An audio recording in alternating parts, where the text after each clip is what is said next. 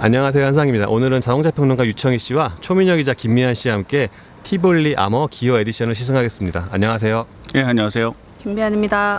티볼리가 부분 변경되면서 아머 기어 에디션이 추가가 됐잖아요. 네. 기어 에디션의 경우에는 2급의 차에서는 좀 보기 드물게 여러 가지 커스터마이징을 할 수 있는 건데 디자인은 어떻게 보세요? 최초의 티볼리보다는 훨씬 나은 것 같아요.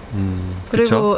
그리고 뭐 꾸밀 수 있게 여러 가지 커스터마이징 되는 액세서리들을 이제 추가한 거는 사실 아주 새로운 컨셉까지는 아닌데 다른 브랜드에서도 뭐 늘 하고 싶어 했던 거기도 하고, 근데 유난히 그 효과를 많이 보고 있는 디자인이 아닌가 개인적인 생각은 그렇거든요. 지금 보고 있는 차만 해도 전혀 어색하지가 않네요. 페이스리프트 버전이 나오면서 약간 그 상품성을 높이기 위한 방법으로 좀 커스터마이징 옵션을 추가한 그런 개념이라고 볼 수가 있겠죠. 지금 보고 계신 티볼리 같은 경우는 뭐 출시할 때도 다들 너무 자랑스럽게 표현했잖아요. 자기네들 몇만 가지 조합을 할 수 있다. 좀 괜찮은 것 같아요. 앞으로도 더 많이 사람들이 쓰게 될 옵션이지 않을까. 티볼리 아머에서 기어 에디션의 비율이 생각보다 높다고 하죠?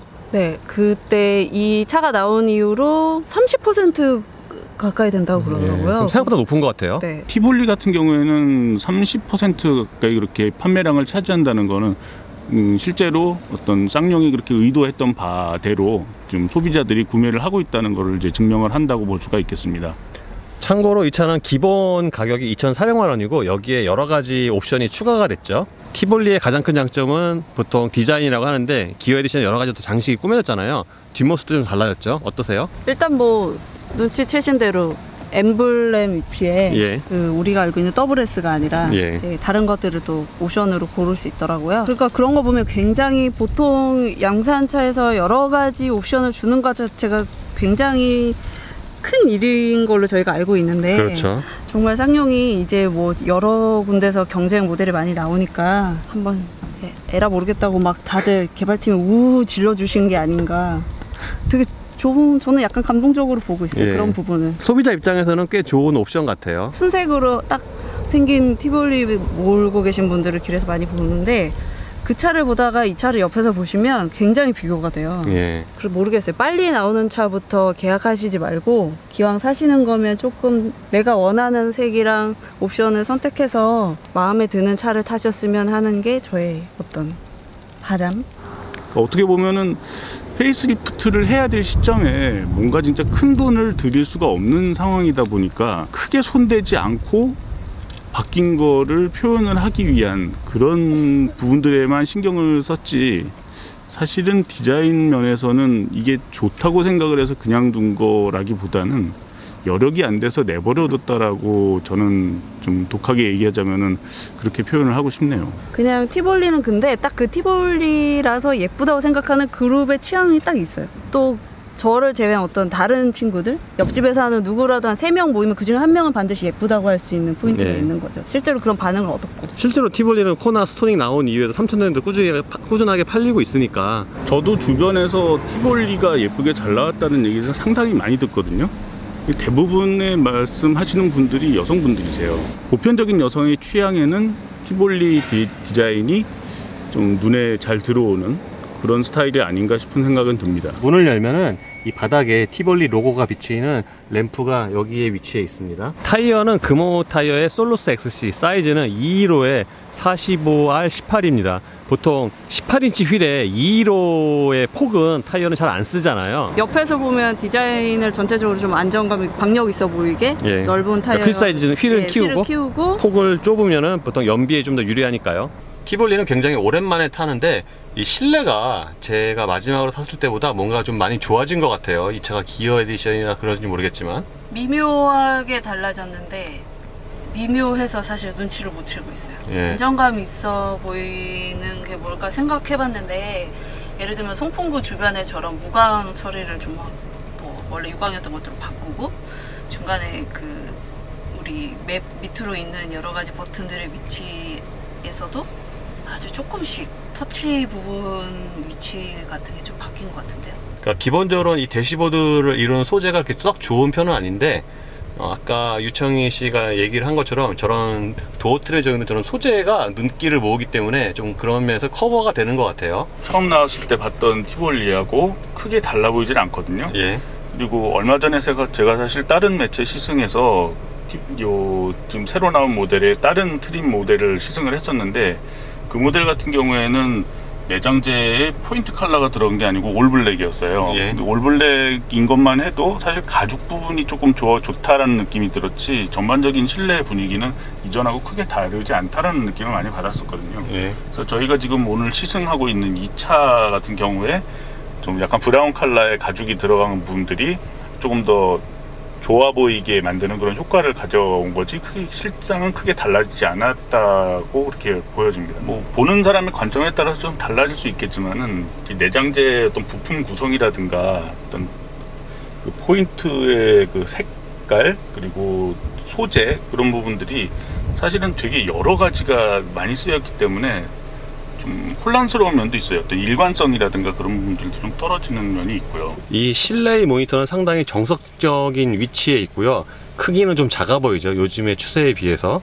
예, 일반적인 요즘 차들은 갈수록 스크린의 크기를 넓히고 있는 추세인데, 그런 추세와 비교를 한다면 조금 작아 보이는 것은 사실입니다. 이 모니터에는 말 그대로 딱 내비게이션만 있죠. 이 안에 뭐 따로 무슨 인포테인먼트 시스템이라든가 그런 건 따로 없어요. 차 안에 다른 장치하고 연동되는 것들이 하나도 없죠. 모니터 아래쪽에는 열선 스티어링 휠과 그리고 스티어링 휠 감도 조절, 그리고 비상등, 그리고 차선 유지 장치 버튼이 모여 있는데, 근데 저는 저기 저 빨간 네 줄이 터치인 줄 알았어요, 처음에. 터치는 아니고 버튼인데 저 버튼 눌렀을 때 뭔가 버튼 조작감이 명확하지는 않아요. 네, 그래서 당황스러웠지만 밑에 또 이 갑옷처럼 펼쳐져 있는 양쪽의 버튼들이 굉장히 크잖아요. 예.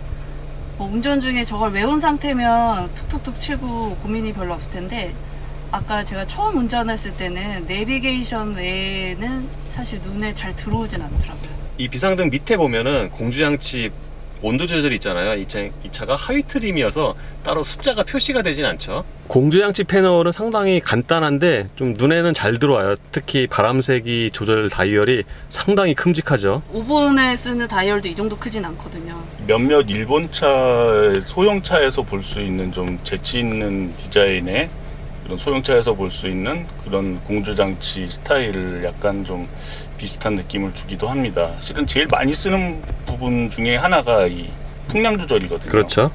그리고 에어컨 작동 버튼을 그 가운데다가 집어넣었다는 거, 그것들은 뭐 가장 필요한 부분만 도드라지게 했다는 그런 부분은 뭐 좋게 평가를 할 수도 있겠습니다. 근데 지금 저희가 시승한 차는 이 나머지 옆에 있는 버튼들이 좀 큼지막하게 돼 있는데, 트림에 따라서는 위에서 볼 수 있는 이 빨간 선으로 돼 있는 이런 식의 버튼을 그대로 가져다가 놓은 트림도 있습니다. 근데 그런 경우에는 좀 조작성이 조금 떨어지는 것도 볼 수가 있었고요. 저는 확실히 운전을 해보면 이 풍량 조절 다이얼이 큼직한 게 확실히 조작하기가 편해요. 근데 이 공조장치가 있는 이 패널 자체 이 디자인이 각도가 너무 90도라서 절벽처럼 떨어져 갖고 눈에 이런 버튼들이 운전하다 보면 눈에는 좀 잘 안 들어와요. 그래서 개인적으로는 저걸 좀 더 높이거나 각도를 좀 주거나 그래야 좀 더 사용하기가 쉽지 않을까 생각을 해봅니다. 특히 저처럼 앉은 키가 큰 사람들 같은 경우에는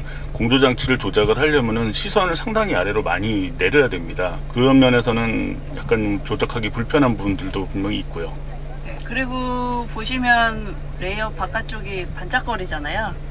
유광이어서 사실 이게 밤이나 이럴 때면 더 집중이 좀 안 되는 경향이 있어요. 이 급의 차에서 통풍 시트가 있는 거는 티볼리랑 코나 2개밖에 없죠. 통풍 시트는 아까 류청이 옵션이라고 저희가 오늘부터 부르기로 했는데 꼭 있어야, 남자분들은 특히나 너무 중요하게 여기시는 것들이고요. 전 그거보다 지금 얘기하고 싶은 건 이 정도 급에서 사실 수납 얘기를 안 할 수가 없잖아요. 여기 있는 소품 공간을 그냥 단순하게 짰어요. 예.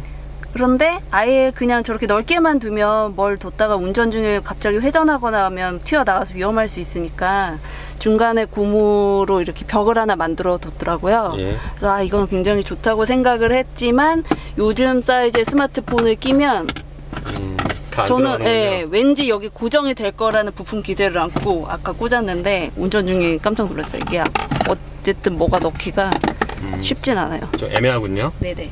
그 밖에 뭐 USB 단자 같은 것들은 좀 평이하죠. 심플하고. 저는 좀 이 가장 아랫부분에 있는 요 부분을 되게 재미있게 봤는데요. 어떤 티볼리의 실내에 있는 각종 스위치를 비롯해서 모든 조작할 수 있는 부분들 중에서 조작감이 제일 뛰어난 게 이 통풍과 열선 시트 조절하는 이 다이얼입니다. 예. 아주 딱딱 깔끔하게 떨어지는 그런 조작감이 느껴지고요. 조립 상태도 상당히 좋아서 다른 부분들하고 비교가 됩니다. 실제로 만졌을 때 느낌도 뭐 실제 금속은 아니지만은 금속 같은 느낌이 좀 많이 들고요. 이런 부분들은 다른 그 스위치 종류에도 이런 조작감을 좀 반영을 할 수 있으면 좋겠다는 생각이 들고요. 이 앞에는 12V가 두 개가 있죠. 그러니까 여기에 있고 여기에도 있고 쌍용은 요거를 지금 주고 있어요. 그렇죠? 순정으로. 네. 이렇게 하면은 USB로도 사용을 할 수가 있는 거고요. 충전 기능만 제공을 하는 거죠. 그리고 기어 레버는 되게 좀 클래식한 계단식인데 요즘에 이 디자인은 잘 안 쓰는 편이죠. 쌍용차들이 전통적으로 그래왔지만은 그 드라이브 위치에 넣었다가 이제 M 모드로 옮기게 되면은 수동 조작으로 한 단씩 조절이 가능한데 예. M 모드에 놓은 상태에서 이 기어 레버 옆에 있는 이 토글 스위치를 가지고 그 단을 조절하게 되어 있습니다. 이 방식은 상당히 좀 안 좋은 평들도 많은데 계속 유지를 하고 있네요. 기어 레버 뒤에는 컵홀더 두 개가 마련이 되어 있고요. 이 안에 물건을 지지할 수 있는 날개가 아주 작은 날개가 있는데 그렇게 크진 않아요. 네, 그리고 기본적으로 여기가 바닥까지 러버 처리가 돼 있어요. 예. 그러니까 좁고 뭔가 부속이 많이 없는 대신에 기본적인 지지력은 보장을 하고 있죠. 뭔가를 흘리더라도 이게 바닥 전체가 약간 그 고무 재질로 돼 있어서 밖으로 넘치지만 않는다 그러면은 다른 부분까지 지저분해질 그런 염려는 없습니다. 그리고 센터 콘솔 박스의 용량은 그렇게 큰 편은 아닌데 형상이 좀 특이하죠. 네, 그리고 생각보다 깊어요. 제가 지금 손을 넣으면 제 손바닥 다 펼치지 못할 정도의 공간이긴 한데 높이는 지금 제 손목까지 정도니까 흔히 갖고 다니신 휴대용 휴지를 넣어보면 요 정도거든요. 그러니까 뭔가 반듯한 거보다는 약간 길쭉한. 네, 그렇게 넣어야 하고 앞쪽으로 보통 이런 자리를 트이게 해두는 경우는 사실 처음 봤어요. 이 차에서. 많지 않죠. 네. 예, 이거는 사실 티볼리를 처음 내놨을 때부터 좀 장점이라고 강조를 했던 부분 중에 하나고요. 이거를 보통 그 태블릿, 작은 사이즈의 태블릿을 넣었을 때에도 그 물이 없이 들어갈 수 있도록 이렇게 파놓은 거라고 합니다. 실제로 이 뚜껑을 좀 닫아 보면은요, 뚜껑을 닫더라도 이 앞쪽 부분은 트이게 돼 있거든요. 그래서 태블릿의 그 모서리 부분이 이렇게 돌출이 되더라도 뭐 상관이 없게 이렇게 파놨고, 충전 케이블을 꽂은 상태로 태블릿을 넣었을 때에도 수납이 가능하도록 그렇게 배려를 했다고 합니다. 네, 그리고 심지어 이제 뚜껑 안쪽도 깊이를 더 파놨어요. 그러니까 실제로 뭔가를 넣으면 높이를 더 쓸 수 있는 거예요. 계기판 디자인은 기존과 동일하죠. 바깥쪽 테두리에 빨간색이랑 파란색 조명을 넣어서 뭔가 좀 컬러풀하게 보이는데 디자인 자체는 그렇게 썩 이쁘다고 볼 수는 없습니다. 이런 스타일이 사실은 좀 약간 스포티한, 약간 클래식한 스포츠카에 좀 쓰는 스타일이어서 그런 부분들을 좀 이런 차에 어떤 캐릭터를 부여하고 싶을 때 좀 집어넣는 차들이 종종 있는데 티볼리와는 조금 좀 거리가 있지 않나 그런 생각이 좀 드네요. 티볼리는 계기판의 타이어 정렬을 확인을 할 수가 있죠. 보통 간혹 가다가 타이어가 지금 몇 도 정도 돌아가는지 헷갈릴 때가 있잖아요. 맞아요. 특히 주차장에서 주차해놓고 다시 나갈 때 타이어 틀어져 있는지 모르고 그대로 출발하다가 긁는 경우가 왕왕 있거든요. 그렇죠. 이 운전대의 경우도 뭔가 컬러풀한데 실제로 손에 만져보면 가죽의 질감이 생각보다는 나쁘지는 않아요. 여기 펀칭이 적용이 되는데 이 펀칭은 좀 약간 신용만 낸 거라서 그렇게 기능성 자체로는 그렇게 좋은 편은 아닙니다. 그렇게 뭔가 확 잘 잡힌다거나 그런 건 아니었고, 특히 저 엄지손가락 얹는 자리도 돌출이 그렇게 심하진 않아서 뭔가 완전한 안정감을 느끼지는 못했습니다. 눈으로 보기에는 뭐 디자인은 상당히 좀 깔끔하게 나와 있는데요. 뭐 기능적인 면에서도 크게 무리될 건 없고, 다만 이제 버튼의 조작감이 좀 불분명한 면이 있다는 게 조금 아쉽습니다. 그리고 나름 좀 D컷 스티어링 휠 비슷하게 아랫부분을 약간 좀 더 평평하게 만들어 놓은 그런 것들이 좀 눈길을 끄네요. 방금 유청희 씨가 얘기한 것처럼 이 스포크의 버튼들은 조작감이 좀 불분명한데, 특히 이 트립 같은 경우에는 간혹 가다가 한번 누르면 이게 안 먹을 때가 종종 있어요. 시트는 이 기어 에디션 기준으로 기존에 제가 탔을 때보다 시트의 품질 또는 착자감이 좋아진 것 같아요. 시트 포지션 자체는 기존과 동일할 정도로 좀 약간 좀 높은 편이고, 그러니까 가장 낮게 해도 약간은 좀 내려다보는 그런 포지션이 나와요. 네, 그리고 앉았을 때 굉장히 차 자체도 탄탄한 바닥 느낌인데 시트 자체도 굉장히 탄탄해요. 지금 여기 화면상으로 보이실지 모르겠지만 그 목 아래쪽으로는 이렇게 물결 무늬의 퀼팅이 들어가 있거든요. 예. 그러니까 흔히 격자로 많이 보는 것과는 좀 달라서 보기에도 좋았고, 실제로 이 받쳐주는 느낌도 굉장히 저는 좋았습니다. 예. 쿠션만 놓고 본다면 아주 단단하지도 않고 아주 부드럽지도 않고 적당한 탄성의 쿠션을 갖고 있어서 앉는 거는 상당히 뭐 나쁘지 않는데요. 아까 말씀하셨던 대로 시트 포지션이 전반적으로 높은 편인데 대시보드는 높이가 좀 낮은 편이에요. 그래서 전반적인 장비 조작성이라든가 그런 부분에서는 조금 부족한 부분들이 있습니다. 자, 우리 운전자한테 생각보다 굉장히 활용도가 많은 것 중에 하나가 도어 포켓인데요. 지금 보시면 전체적으로 3가지 구획으로 나눠져 있고요. 특히 한상계 기자님 페이보릿 맥심 TOP가 딱 맞게 꽂히는 자리가 있군요. 저게 이제 음료수 쓰시고 주변에 뭐 넣으면 될 것 같아요. 뭐 그 폭 정도는 좀 평이한 수준입니다. 저 도어 포켓이 구획이 3개 나눠진 건 좋은데 TOP가 담겨있는 자리는 운전석이랑 좀 멀어요. 그래서 저기에 있는 걸 좀 넣고 빼려면 몸이 좀 움직여야 돼요. 그리고 제가 아까 운전해볼 때 사실 좀 당황한 것 중에 하나가 파워 모드로 바꿔보고 싶어서 두리번거리다 보니까 요즘 대부분의 차들이 오른쪽에 많거든요. 어쨌든 눈 시선이 좀 바로 보이는 자리에 있는 편인데 이 차는 왼쪽 이 송풍구 아래에 있어요. 그래서 제가 운전 중에는 그 스티어링 휠하고 이게 오버랩 되는 자리여서 겹쳐 보이더라고요. 예. 그래서 가능하면 조작을 덜 하게 되는 상황에 놓이더군요. 물론 이게 내 차여서 자주 쓰면 익숙해지겠죠. 예, 2열의 무릎 공간은 차 크기에 비해서 괜찮은 것 같아요. 제가 앉았을 경우에 무릎이랑 앞치 사이에 주먹 2개가 좀 꽉 끼게 들어갑니다. 예, 유청희 씨 같은 경우에는 저보다 키가 큰데 2열 무릎 공간은 어떠세요? 비교적 여유가 있는 편입니다. 앞좌석 아래로도 공간이 충분해서 답답한 느낌은 거의 들지 않습니다. 그리고 앉았을 때도 제가 앉은 키가 꽤 큰 편인데도 머리 위로 좀 여유가 어느 정도 5cm에서 7cm 정도 남을 정도면은, 이 정도면 뒷좌석 공간 자체는 좀 충분하다고 할 수가 있겠습니다. 차 크기가 있다 보니까 트렁크 용량 자체를 이렇게 크게 기대할 수는 없죠. 그래도 이 정도 차를 타시는 분들은 여성들도 많으니까 조금 넓었으면 하는 바람이 있었어요. 늘 얘기하는 뭐 디럭스 유모차를 한 번만 접어서 던져서 넣을 수 있는 사이즈. 그런데 실제로 보시면 지금 이미지상으로도 그렇게 보이실 텐데요. 생각보다는 그렇게 크진 않아요. 여기서 좀 더 큰 트렁크를 원한다면 이제 티볼리 에어가 있는 거죠. 범퍼가 위까지 좀 높게 올라와 있다 보니까 그 턱이 높고요. 턱이 높아지면서 전체적으로 트렁크의 열리는 부분 자체가 줄어들었다는 점, 예. 그 부분이 좀 눈에 띄고, 그 다음에 바닥이 상당히 높아요. 트렁크 바닥이 다른 모델들에 비해서 트렁크 바닥이 높아가지고 짐을 실으려면은 많이 올렸다가 내려야 되는, 그때 지금 힘이 좀 아무래도 좀 들겠죠.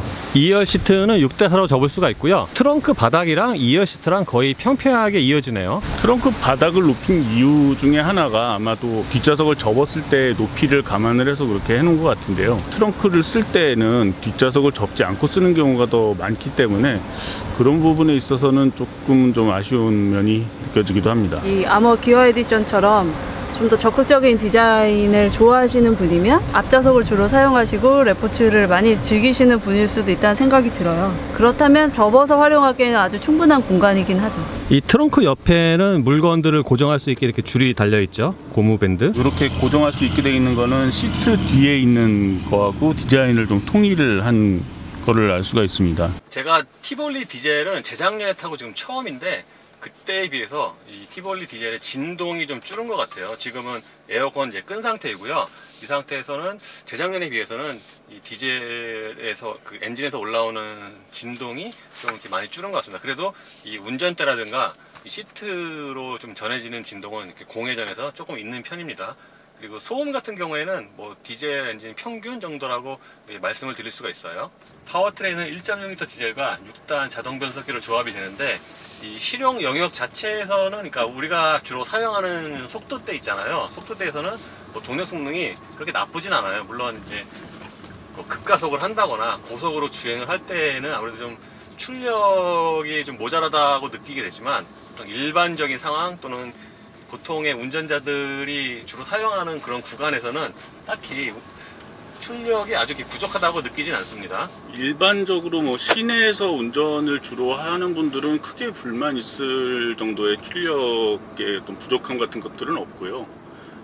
연비도 그렇게 나쁘지 않습니다. 전반적으로 봤을 때는 2000rpm 전후로 이제 회전수를 많이 쓰게 되는데, 그 정도 영역에서는 사실은 뭐 진동, 엔진의 진동이라든가 소음이라든가 주행 중에는 크게 느껴지진 않습니다. 다만 조금 아쉬운 게, 아까는 뭐 그 한상기 기자께서는 많이 좀 좋아졌다고 말씀을 하셨는데, 요즘 나오는 일반적인 디젤, 요 정도 배기량의 디젤 엔진들과 비교했을 때는 공회전 상태에서의 진동이나 소음 같은 것들은 조금 좀 크게 느껴지는 편이고요. 물론 차가 일단 달리기 시작을 하면은 그런 진동 소음들은 좀 많이 묻히는 이런 느낌이 있습니다. 진동 소음 그냥 딱 이 정도 차에 큰 기대 없으면 딱 고만고만 하는데요. 그래도 뭐 굉장히 뭔가 시끄러워서 밟고 있는 동안 대화를 못 한다거나 그런 정도는 아니었고요. 그리고 주행감까지 바로 말씀을 드리면 오히려 고속일 때 기분이 더 좋았어요. 안정감이 느껴졌고, 예, 시속 80, 90 정도로 달리고 있을 때는 이 바닥 소음이 어느 정도는 들려오는 편이에요. 그러니까 보통 이 타이어 구르는 소리라고 하죠. 이 소음이 어느 정도 들리는 편인데, 그 1열과 좀 2열은 또 좀 다를 것 같아요. 2열에서는 어때요? 뒷좌석에 앉았을 때도 아래쪽에서 올라오는 소음들이 작지는 않습니다. 네, 그리고 실제로 진동도 꽤 있어요. 오히려 운전했을 때는 운전에 또 집중까지 하니까 잘 못 느꼈다면, 뒤쪽은 진동이든 노면이 뭐 등을 타고 올라오는 거건 이런 것들은 꽤 좀 전달이 되는 편인데요. 그런데 티볼리의 매력은 어쨌든 이 모든 것이 뭐가 부담감은 없다는 거죠. 그러니까 우리가 삼선 슬리퍼든 아니면 그냥 뭐 일반적인 스니커즈 운동화든 계속 팔리는 혹은 사는 신발이 정해져 있는 거 이유가 있잖아요. 그냥 만만하고 부담 없고, 내가 뭐 그렇게 이동거리가 긴 사람이 아니면 그냥 이 정도 조건에는 굉장히 충분한 차라는 생각은, 네, 저도 동의하고 굉장히 맞다고 생각해요. 그리고 또 한 가지 저 단점을 말씀을 드리면, 그 엔진 소리가 좀 탁한 편이에요. 그러니까 회전수가 아주 높지 않은, 뭐 대략 1500rpm, 2000rpm에서도 엔진 소리가 조금은 좀 탁한 편입니다. 재작년 7월에 인제에서 이 차 시승을 했잖아요. 그때 제가 약간 놀란 게 가솔린보다 디젤이 하체가 더 탄탄하고 좋았어요. 그래서 인제에서 서킷에서 타기에는 출력은 되게 좀 부족하지만 하체나 뭐 안정성, 회전성은 또 괜찮았거든요. 그러니까 그런 점이 좀 인상적이었는데, 이 티볼리 아모의 경우는 그때에 비해서 좀 더 좋아진 것 같아요. 제가 어저께 이 코너를 제가 한 2번 정도 돌았는데, 재작년 탔을 때보다 조금 더 좋아졌다고 느끼거든요.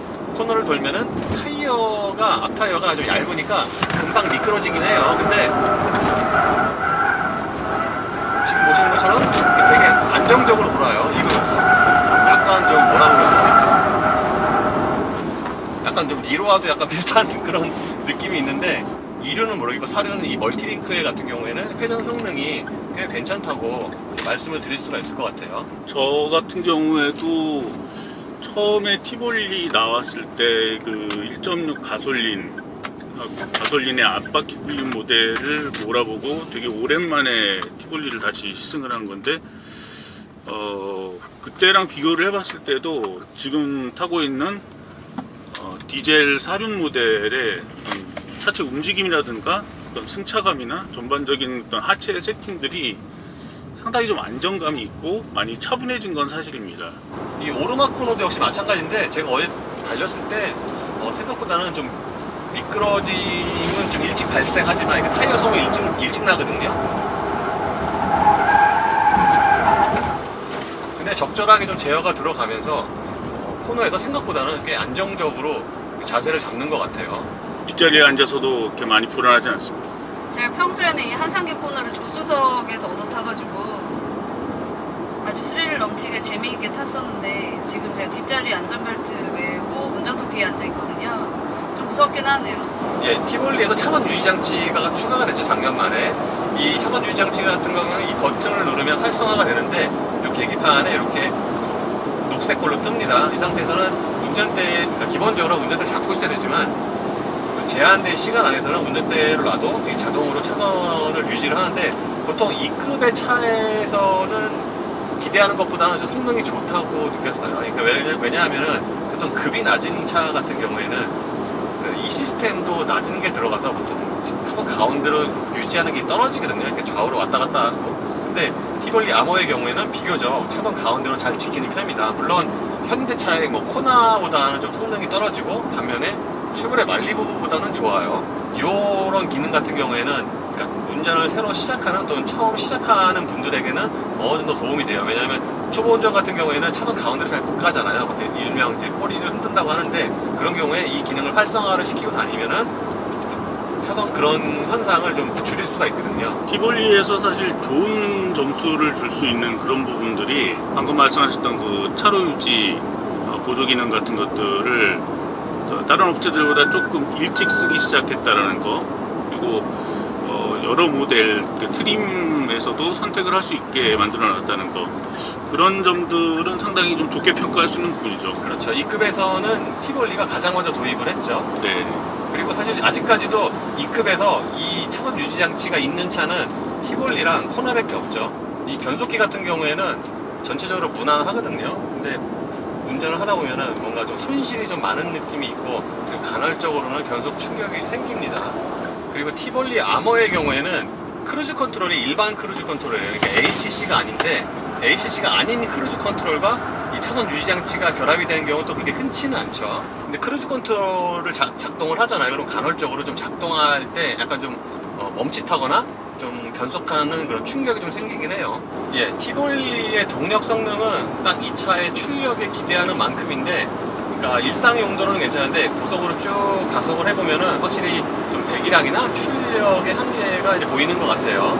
그래서 제 동영상 기준으로 보면은 정지에서 180km까지 가속할 때 이 스토닉보다 이 티볼리가 한 8초 정도가 느려요. 근데 상대적으로 느린 거지 일반적인 운전자에게는 뭐 괜찮은 동력 성능이 아닌가 싶고요. 가장 큰 장점으로는 이 고속주행 안정성을 들고 싶은데 지금 높은 속도로 달리고 있어도 안정성이 타버려요. 별로 속도감이 별로 없는 그런 차체의 안정성을 보입니다. 티볼리 아머의 경우에는 이 스티어링 휠 감도를 세 가지로 조정을 할 수가 있거든요. 그래서 스포츠로 만약에 바꾸면 이게 좀 묵직해지는데 제 개인적으로는 이게 너무 묵직해갖고 이렇게 직진할 땐 좋은데 뭐 이렇게 회전할 때 운전대를 조금 조향을 하잖아요. 그럴 땐 좀 너무 약간은 좀 무겁다 못해서 좀 뻑뻑해지는 그런 느낌이 있어요. 그리고 저는 그 브레이크 얘기를 하고 싶은데 뭐 여러분들은 이제 평범한 수준이라고 느끼시기도 했지만 제가 하필이면 요 직전에 이제 코나를 타보고 좀 비슷한 급들의 차들을 계속 시승을 할 기회가 있었거든요. 모르겠어요. 가속 페달의 이렇게 반응 대비 제가 느끼기에는 브레이크가 조금 둔해요. 초기 반응이 둔하다는 얘기인가요? 네네네. 그러니까 확 밟고 뭐 이런 상황을 저희가 뭐 급정거 상황까지는 가보지 않아서 단언할 순 없지만 일반적인 수준에서는 조금 천천히 덜 잡는 느낌이 들어서 만약에 그 운전에 좀 능숙하지 않으시다면 이 차를 몰면서 브레이크를 실제로 내가 어느 정도 밟았을 때 어느 정도 선에서 멈추는지를 좀 훈련을 해주시는 게 좋을 것 같아요. 특히 초보자들한테는. 예, 오늘 유청희 씨, 김미아 씨와 함께 티볼리 아머 기어 에디션을 잠깐 시승을 했는데요.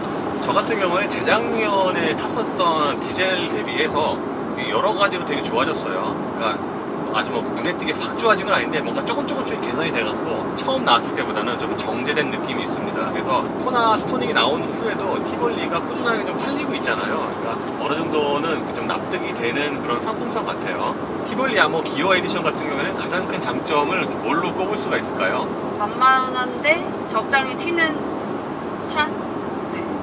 디자인도 뭐 두루 통할 만한 그런 디자인이고요. 네, 부담 없이 튄다는 게 가장 큰 장점인 것 같아요. 아마 에디션 나오기 전에도 장점 중에 하나는 일반적인 소비자들이 선호하는 그런 장비들이 상당히 많이 있었다는 게 장점이었는데, 티볼리 아머의 기어 에디션이 나오면서 그런 선택의 폭이 훨씬 더 넓어졌다는 거를 가장 큰 장점으로 꼽을 수가 있겠죠. 티볼리 같은 경우는 보통 가장 큰 장점으로 이 디자인을 꼽는데, 여기서 좀 더 개성을 추가할 수 있는 그런 기어 에디션이 나오니까 좀 더 상품성이 더 생겼다라고 이렇게 말씀을 드릴 수가 있을 것 같아요. 그리고 뭐 여담이지만 티볼리가 최초로 등장했을 때 제가 책임연구원님하고 전화로 인터뷰를 한 적이 있어요. 그때가 굉장히 기억에 남는 이유는 통화하다가 같이 울 뻔했거든요. 진짜 이 티볼리에 대한 각별한 애정이 듬뿍 느껴지는 과정들이 있었더라고요. 어쨌든 쌍용을 회생시킨 모델, 대표 모델이라고 말하기엔 부족함이 없으니까, 그래서 굉장히 떨리는 마음으로 다들 정말 절치부심해서 만드셨고, 실제로 그런 것들이 적중을 해서 지금 오늘날 이 아머까지 나온 거잖아요. 사실은 좀 기본기를 조금 더 탄탄하게 갖춰야 하지 않을까 싶은 생각이 듭니다. 티볼리가 처음 나왔을 때도 그렇고 그때보다 조금씩 개선이 된 거는 사실이지만은, 동급에서 지금 새로운 경쟁차들이 나온 상황에서 동급 경쟁차들이 또 기본기들이 좋은 차들이 많이 있거든요. 그렇게 그 경쟁차들이 나온 상황에서 비교를 해봤을 때에는 사실은 어떤 상품성이라는 면에서는 좀 좋은 면들도 상당히 눈에 띄기는 하지만은, 상대적으로 오히려 기본기가 더 좀 낮게 느껴지는 그런 면들도 있거든요. 이 티볼리가 좀 더 앞으로 잘 되려면은 그런 기본기들을 좀 더 수준을 높여 나가는 그런 작업이 필요하지 않을까, 그런 생각이 좀 듭니다.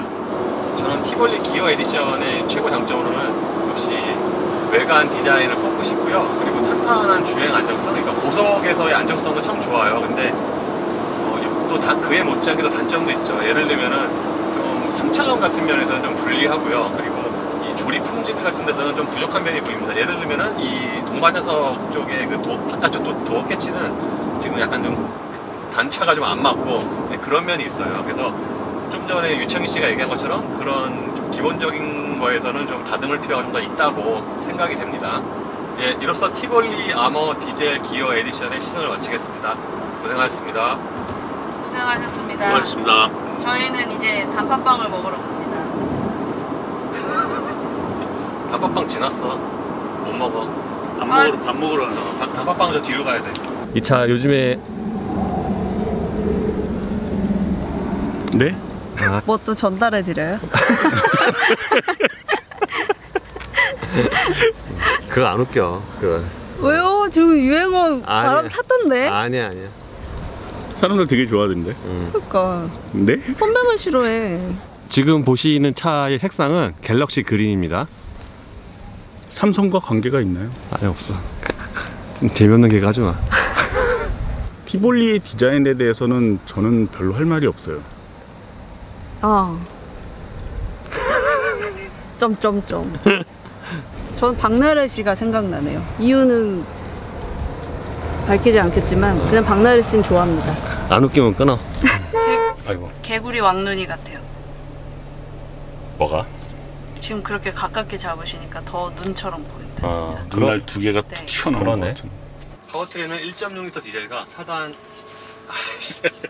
원사이드 코너로만 다니니까 그 종합적으로 좀 파크가 좀 힘들긴 해, 코너링이. 그래서 그냥 동일한 코너에서 비교 정도로만 하는 거지. 예. 뒷자리에 앉아서도 그렇게 많이 불안하지 않습니다. 사실인가요? 진심이신 거죠? 제가 거짓말은 잘 못하거든요.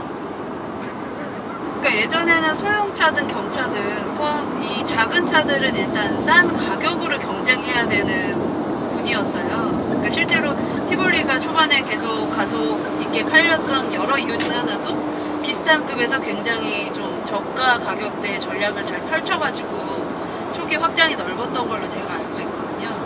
그런데 지금 말씀하신 대로 어쨌든 이 시장의 볼륨이 커지는 여러 가지 동력 중에 하나는 기본적으로 뭐 엔트리 모델일 뿐 아니라 초보 운전자들, 그리고 세계 최초의 차 혹은 세컨드카도 조금 이제 나이가 있거나 아니면 운전량 자체가 이제 많지 않으셔서 운전 스킬이 그렇게 확 좋아지기 어려웠던 상황의 운전자들도 자꾸 컴팩트하면서 이렇게 여러 가지 안전장치가 있는 차를 사야겠다라고 인식전환 자체가 좀 바뀌었다는 느낌은 들거든요.